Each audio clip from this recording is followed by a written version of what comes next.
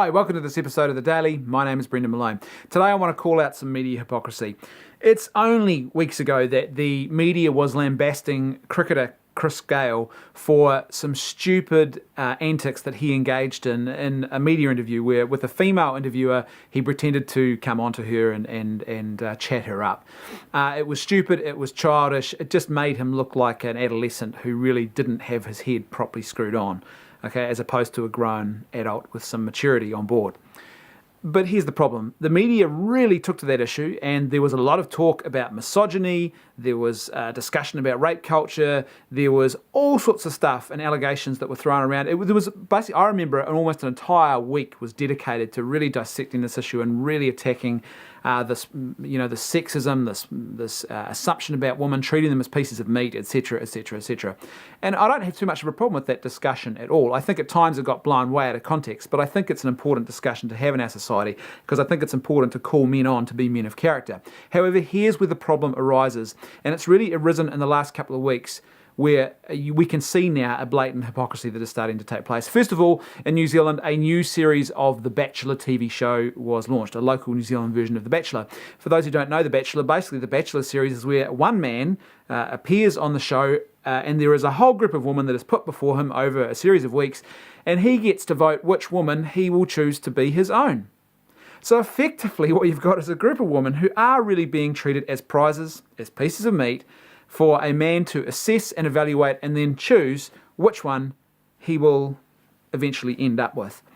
Now, the simple fact is that this surely meets all of the criteria that have been talked about previously whenever the discussion of, say, Chris Gayle or other issues like that have arisen.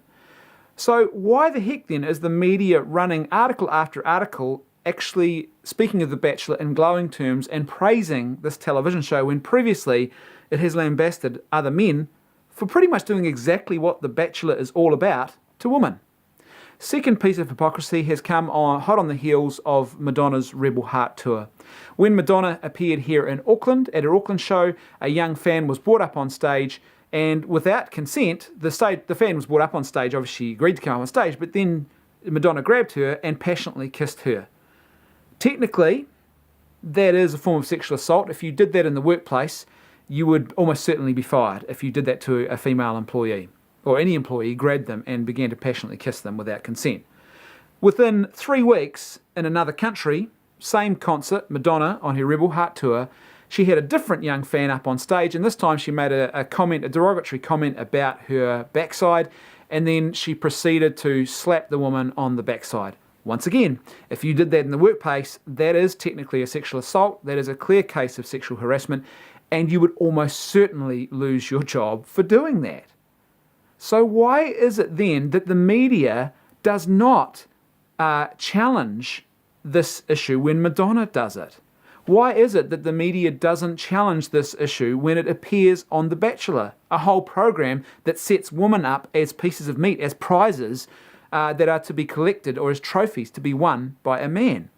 This is objectification. All of these examples are objectification. So if we're going to be consistent and we're going to wax lyrical and make a lot of noise about the objectification of males and a male cricketer, Chris Gayle, then I think that to be consistent, we need to make a lot of noise about these other very blatant forms of objectification as well and not turn a blind eye to them, because otherwise this just makes us look like fair weather hypocrites who pick and choose the moments where we will take our stand. In other words, we're not really being driven by any sort of consistent principle here.